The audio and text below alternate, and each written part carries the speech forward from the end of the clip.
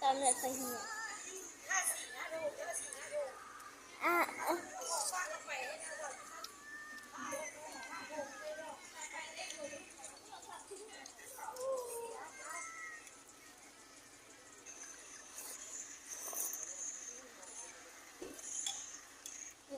ือหือ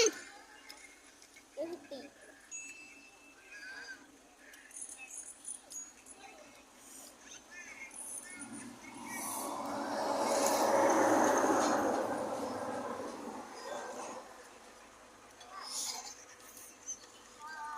กินเยอะจะเป็นตัวหมู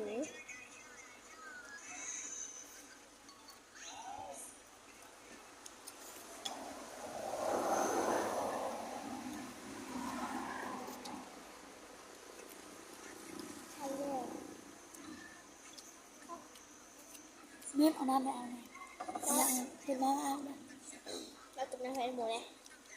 มึงจ่ายเงินนะมึงเอาน้ำไหม น้ำกินยุ่นไหน อยากเอาใช่ปะ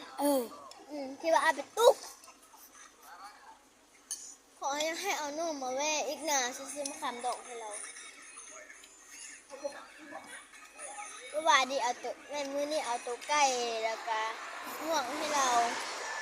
แล้วลุงวันก็เอาเงินให้เรา100,000เพราะวัน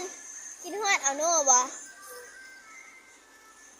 มีให้เรามาพวกคุณนะให้เรามาหาหนูสิขังเลยอ่ะให้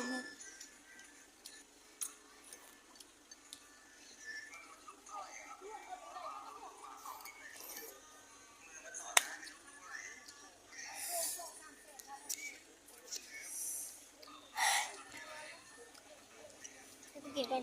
โบ้กูกินก่อน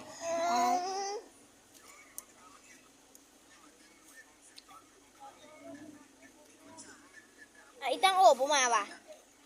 โบ้ เป็นยัง